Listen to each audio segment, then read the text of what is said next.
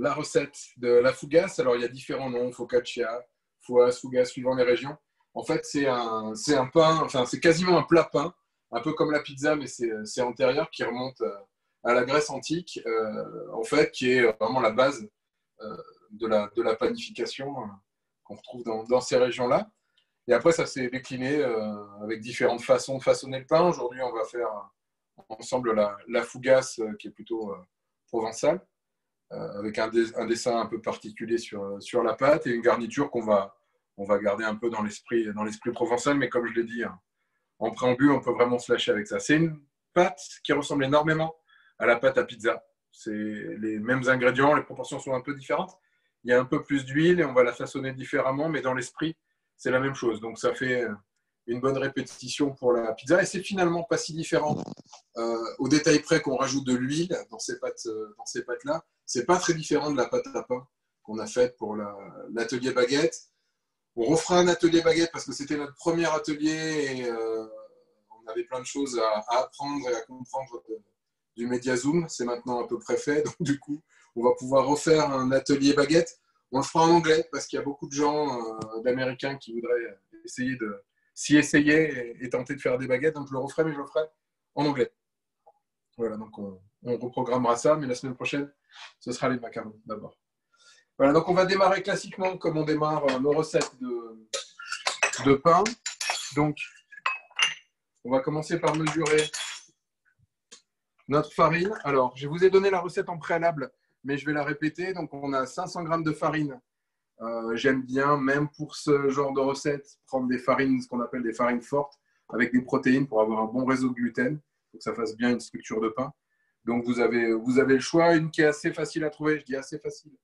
En ce moment, c'est un peu compliqué. C'est la bread flour de chez King Arthur. On la trouve à peu près partout. Oui, ça, c'est pas le paquet original, mais ça se trouve dans tous les magasins, toute la distribution ici aux États-Unis. Il faut chercher des farines avec 12-13% de protéines. C'est comme ça qu'on sait qu'elles contiennent du gluten et qu'on va pouvoir planifier ça bien. Donc 500 g de farine, on va mettre 260 g d'eau à peu près, 70 g d'huile, 10 g de sel et 7 g de levure. De levure, comme celle qu'on trouve le plus facilement aux US. Alors vous l'avez en vrac comme ça ou vous l'avez en sachet. Il y a aux États-Unis deux types de levure. Celle à fond rouge qu'il faut absolument réactiver. Il y a beaucoup de gens qui ont des recettes qui ratent parce qu'ils ne font pas bien cette étape-là. Donc, soyez très soigneux sur le fait de bien réactiver la levure. Ça fait partie des points problématiques majeurs que j'ai relevés dans les gens qui m'ont posé des questions. Et vous avez aussi de la bleue. Alors là, on voit peut-être pas très bien, mais c'est à fond bleu, en gros, dominante rouge ou dominante bleue. La bleue, c'est pour les machines à pain, donc on peut le rajouter directement à la préparation sans la réactiver normalement, mais moi, je n'ai jamais essayé sans la réactiver, j'avoue. Et puis la rouge qui est faite pour être réactivée, qui marche mieux, je trouve, que la bleue globalement. Donc si vous avez le choix, on n'a pas toujours le choix. Si vous trouvez que de la bleue, ce n'est pas grave, ça marche aussi. La rouge, si j'ai le choix, je préférerais la rouge.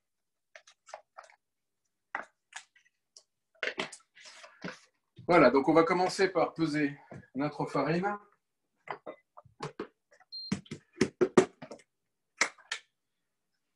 On met 500 grammes.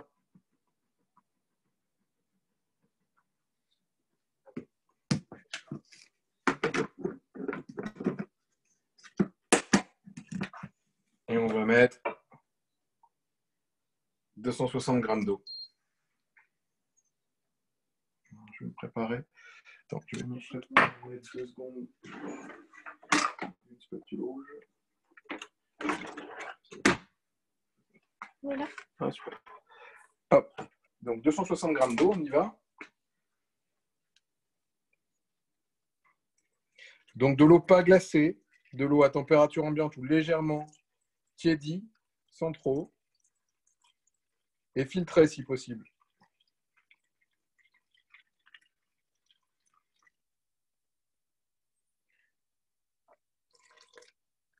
J'en ai un petit peu plus, c'est pas bien méchant. Évitez d'en mettre trop pour vous parce que là justement, ça va être une pâte facile qui n'est pas très hydratée. parce qu'on ne va pas chercher un développement énorme comme sur une baguette. Donc, ne l'hydratez pas trop. Là, j'ai mis 10 grammes de plus. Évitez. 260 à mon avis. C'est bien. Donc là, je mélange simplement. Je ne cherche rien d'autre qu'à mélanger la farine et l'eau. L'idée, c'est d'hydrater la farine. Et ce que vous pouvez faire, si vous avez du temps, c'est laisser ce mélange eau et farine reposer. C'est ce qu'on appelle une autolyse. Donc, il va y avoir un phénomène de fermentation et de modification de la farine qui va s'hydrater au contact de l'eau. Ce n'est pas obligatoire, mais ça vous permettra d'avoir une pâte qui demandera moins de pétrissage et qui sera plus facile à travailler. Voilà, donc là, j'ai peu d'hydratation, j'ai peu d'eau. Je vais avoir du mal à manger toute ma farine. Donc, ce que vous pouvez faire, c'est vous garder un tout petit peu de la quantité d'eau.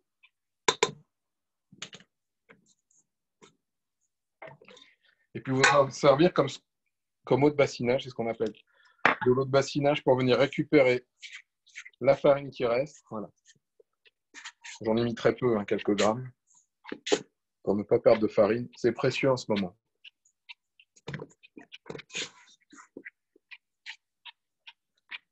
Voilà, donc là, on a mélangé grossièrement l'eau et la farine. On va laisser ça reposer en parallèle. On va préparer et réactiver notre levure. Donc, on prend un sachet. Dans un sachet habituel, classiquement, il y a 7 grammes de levure.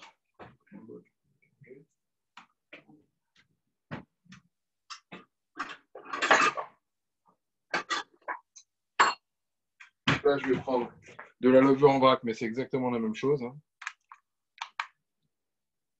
Donc, vous prenez un sachet.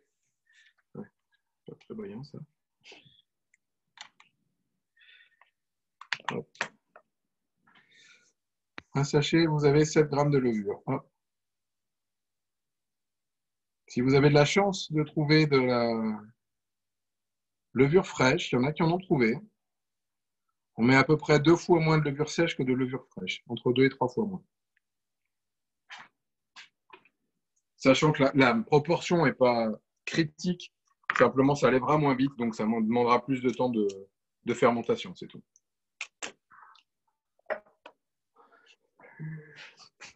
Donc, pour activer ma levure, je vais rajouter un petit peu d'eau tiède. Pareil, c'est de l'eau que j'ai filtrée, que je tiédis légèrement. Pour l'activer, pour qu'on gagne du temps, je vais rajouter un tout petit peu de sucre. C'est complètement facultatif. C'est simplement que la levure se nourrit de sucre. Donc, pour la réactiver, je lui donne à boire et à manger. Donc, je lui rajoute de l'eau et je lui donne un peu de sucre pour la réactiver plus rapidement. Ce que je vous conseille, que je ne faisais pas faire au début, mais ayant vu qu'il y avait des problèmes, c'est que si vous avez un petit batteur à main, c'est l'occasion de s'en servir. On va rajouter donc l'eau à la levure. Pas la peine d'en mettre beaucoup. Et on peut délayer la levure pour être sûr d'avoir quelque chose de bien homogène et de bien délayé, de bien hydraté avec le petit batteur à main. Je vais rajouter quelques grammes de sucre, c'est 2-3 grammes de sucre. C'est plus pour éviter de vous faire attendre que la levure soit activée que par réelle nécessité pour le résultat final. C'est une question de temps.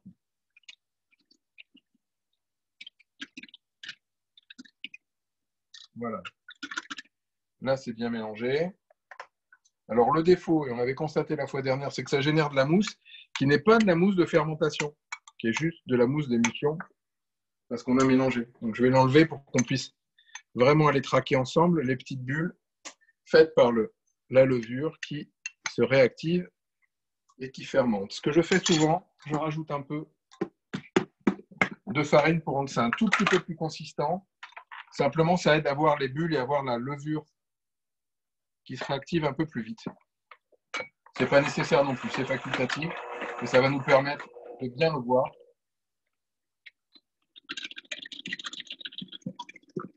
Je ne donne pas de proportion parce qu'il n'y en a pas vraiment, ça dépend d'où j'ai mis.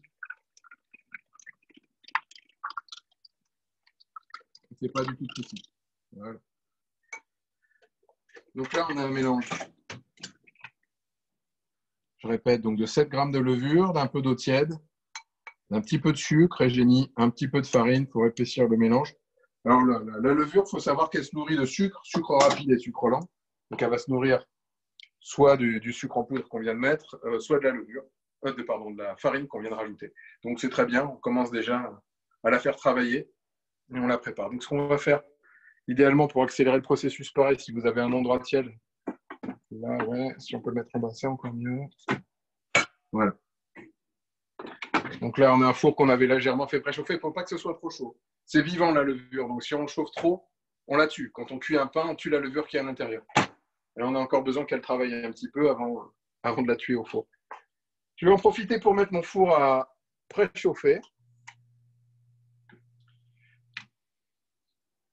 J'avais dit quoi, Stéphanie, au niveau de la température? Tu t'en souviens? 450, pardon. Oui, 450. Ouais, peut-être que j'ai été un peu optimiste. Attends, je regarde. Parce que contrairement au pain qu'on a fait, la baguette où on veut quelque chose de très croustillant, avec une belle croûte développée, la fougasse, elle doit rester molle en fait. Hein. C'est un pain qui est très pratique à emporter si vous partez faire des pique-niques. Il y a énormément de rando à faire dans la région. C'est super pratique d'avoir ça dans le sac. Ça fait quasiment un pain plat en fait. Et du coup, ça se conserve bien parce que vous le verrez tout à l'heure après la cuisson, on va badigeonner la fougasse légèrement d'huile d'olive. Il faudra que je dise un petit mot d'ailleurs sur l'huile d'olive qu'on utilise. Je vais faire ça tout à l'heure. Hop, 450, ouais, ça fait 200. Oui, entre 400 et 450. Pas plus. Hein. Autant quand je faisais la baguette, je vous ai dit de le mettre sur vraiment la température maximale que pouvait atteindre votre four. Autant là, ce n'est pas nécessaire. C'est même pas le but. Je me suis mis sur chaleur tournante. Pourquoi? Parce que sur mon four, en tout cas, c'est ce qui me permet d'atteindre le plus rapidement la température du four. Bon, là, encore une fois, ce n'est pas critique. On va le faire sur la pierre, mais si vous n'avez pas de pierre, si vous avez juste un four normal, même si vous avez un four à gaz qui n'est pas très précis, vous pouvez faire cette recette-là. Elle n'est pas du tout exigeante par rapport au four. Donc là, on attend que notre levure soit réactivée, une dizaine de minutes environ. Donc là, on a fait tout ce qu'on pouvait pour accélérer le processus, hein, le sucre, la farine et la température. Donc on devrait pouvoir réduire ça peut-être à 5-6 minutes. Pendant ce temps-là, on a toujours notre farine qui se réhydrate. Voilà, il n'y a rien de spécial à y faire. Et on va rajouter, donc on peut le faire maintenant, à la limite, parce que c'est pas si simple à intégrer à la pâte. On va rajouter l'huile d'olive. Donc en gros, j'utilise... donc on a la chance d'avoir sur d'ici, et je pense, dans les gens qui sont présents dans le forum, je regarde si elle est là, mais je pense qu'elle est là. Madame est là, qui importe cette huile-là de son pays d'origine, la Tunisie. Et elle a 3, autant que je sache, mais elle corrigera si toutefois je me trompe, il y a 3 produits. Donc il y a une huile plus pour la cuisine, en bidon, et il y a ces 2 huiles-là. Donc celle-ci qui est un peu plus robuste, qui a vraiment du corps, qui est assez puissant, qui a beaucoup de goût, c'est celle-là qu'on va utiliser pour la fougasse, parce qu'on va se servir de sa puissance pour venir parfumer notre fougasse. Et une huile qui est plus délicate, plus raffinée, plus équilibrée, plus subtile, qui est l'huile rouge, que j'utilise beaucoup accrue sur les salades. Et on va préparer une recette de macarons à l'huile d'olive. Alors, c'est peut-être pas celle-là qu'on fera la fois prochaine, mais on est en train de la mettre au point avec Loulou. On va sortir une petite recette chocolat blanc, huile d'olive. Voilà. Donc, on va utiliser la verte, qui a ce goût puissant.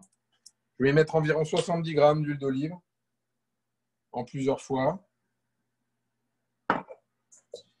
Donc, la façon de faire intégrer l'huile d'olive, c'est une façon pour pétrir aussi en saladier et pour faire le stretch and fold quand on a des pâtes à pain. Donc, je vais profiter pour vous le remontrer. Je l'ai déjà montré sur l'atelier baguette. Donc, je prends la pâte dans un coin et je viens la rabattre dans l'autre. Dans un coin, je viens la rabattre et je vais faire le tour.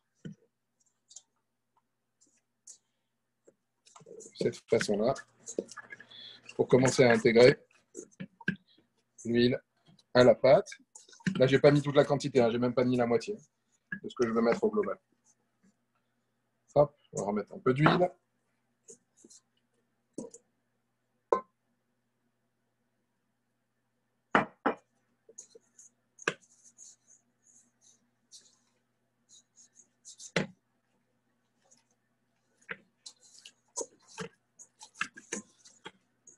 Voilà, donc on intègre.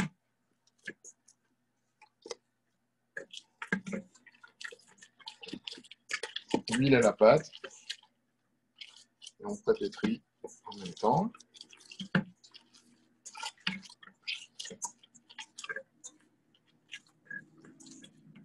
Il nous reste aussi le sel à intégrer à notre pâte. On va en profiter pour le mesurer. On va laisser boire un petit peu. Et puis on intégrera encore un peu d'huile et le sel qu'on va mesurer maintenant à notre préparation. Donc on va mesurer. Alors là, c'est à vous de voir. Vous pouvez descendre à 9 grammes de sel sans problème, sachant que c'est un pain d'apéritif, donc on peut pousser un tout petit peu le sel. Faites attention si vous mettez des choses salées comme des olives ou si vous voulez mettre des paillettes de sel, ce que j'adore moi sur le dessus à la fin. Mettez pas trop de sel, restez à 9 grammes de sel dans votre pâte. Donc là, j'ai proposé 10. Moi, je vais rester à 9 d'ailleurs parce que je mets des olives noires qui sont assez salées.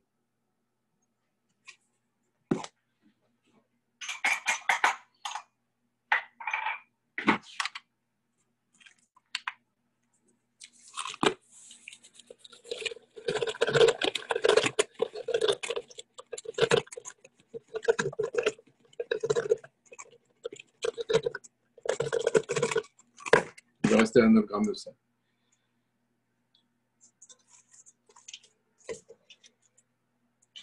Alors, il y a les histoires de ne pas mettre le sel sur la levure parce que ça la tuerait ou le sucre sur la levure parce que ça la tuerait. Ça ne la tue pas. Ça ralentit un peu son action, donc ce n'est pas ce qu'on cherche. Donc, on évite de les mettre en contact direct. Donc, j'intègre d'abord mon sel à ma pâte et puis je mettrai ma levure dans un second temps. Hop, comme on pétrit, on va en profiter pour ajouter notre dernière quantité d'huile. Voilà.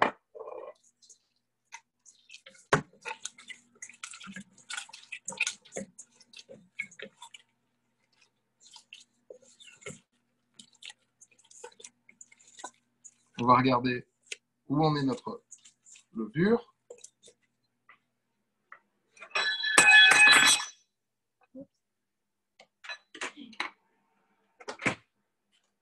Alors on voit qu'elle a bien commencé à buller. Idéalement, j'attendrai encore quelques minutes, mais je vais pas le faire là. J'attends en fait normalement d'avoir un léger bombé. Mais on voit qu'elle a bien bullé quand même. Hein. On voit qu'elle bosse. On voit que ce n'est pas les mêmes bulles que tout à l'heure quand on avait une émulsion. Hein. Vous voyez que c'est vraiment des bulles de fermentation.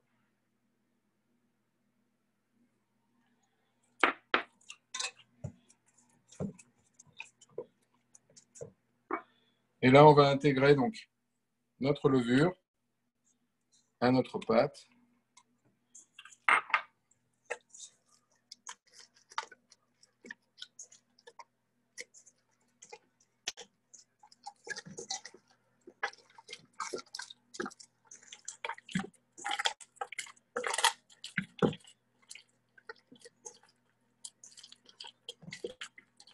On n'a pas de questions, Stéphanie?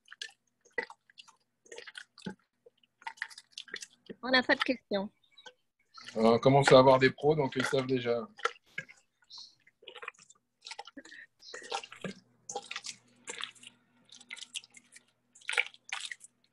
Bon, alors là, je vais faire un truc qui est justement assez intéressant. Je trouve là que ma pâte, elle est... je vais continuer encore un petit peu à essayer d'intégrer ma levure, mais je trouve qu'elle est un peu liquide au sens où elle manque un peu de cohésion. Donc j'hésite.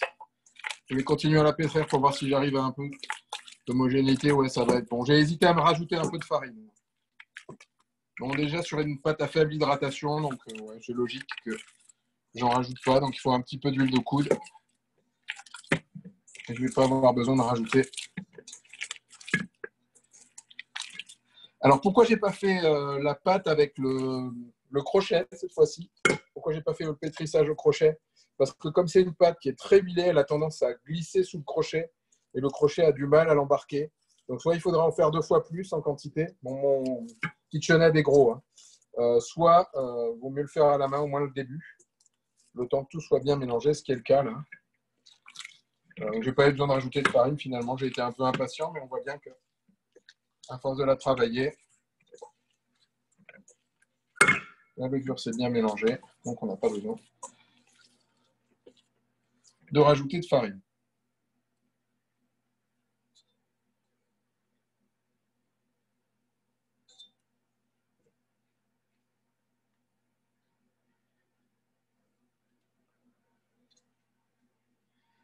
Allez, hop, pour accélérer le mouvement, on va la mettre à pétrir. Alors, souvent, les gens donnent un temps précis de pétrissage. Alors, parfois, au bout de 6 minutes, on a une pâte qui est assez pétrie, suivant qu'on a fait une autolyse ou pas, que la farine et l'eau se sont bien mélangées, qu'on a fait un pré-pétrissage, comme on vient de le faire, assez vigoureux, on peut avoir besoin de moins de temps. C'est rare qu'on soit en surpétrissage, ça arrive, mais disons qu'on a une fenêtre de tir entre 6 et 12 minutes. Donc, si vous voulez un temps précis, je dirais qu'à 12 minutes, vous avez 95% de chance d'avoir assez pétri avec un robot type KitchenAid. Et l'indice pour savoir si vous avez assez pétri, c'est qu'il ne faut plus que la pâte se déchire. Il faut qu'elle fasse un film entre deux doigts, je vous montrerai tout à l'heure, dans la pâte qui a levé. Comment est-ce qu'on sait qu'on est arrivé à une pâte suffisamment pétrie? Donc voilà, donc je mets le crochet à pâte, hein, que vous ayez un KitchenAid ou un autre robot, il y a toujours cet ustensile-là, et je vais partir en vitesse 2.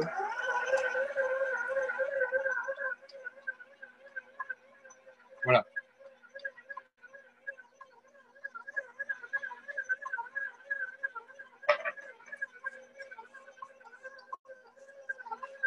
On voit qu'on a une pâte qui est déjà assez cohérente, mais parce qu'on l'a un peu pétrie à la main. Mais on voit qu'elle est encore grumeleuse et qu'elle n'est pas lisse du tout. Quand on aura assez pétri, la pâte deviendra beaucoup plus lisse en fait. On voit là déjà, elle est en train de devenir de plus en plus lisse au fur et à mesure. On ne va pas rester là 10 à 12 minutes au-dessus de la pâte. On reviendra la regarder tout à l'heure. Donc là, dans le process normal, je finis mon pétrissage et ensuite je fais une boule que je vais laisser reposer pendant environ 2 heures. La boule, il faut le saladier dans lequel vous la mettez ou le récipient, il faut le couvrir. Alors avec un linge ou avec une petite charlotte en plastique comme on fait nous, avec un film alimentaire. L'idée, c'est pas d'éviter qu'elle ait froid, c'est simplement d'éviter qu'elle ne croûte, éviter que l'air ambiant ne vienne assécher la surface. C'est très difficile après de le reprendre dans la pâte et de ne pas avoir de petits morceaux qui ont croûté. Donc on évite ça en plaçant un linge ou un plastique. La magie du pas direct, c'est ça. Il y a 2 heures, je vous ai préparé une pâte que j'ai laissée fermenter. Là, vous voyez, elle a largement doublé de volume. On peut se rendre compte, hein, c'est les mêmes quantités. Hein. Alors, regardez.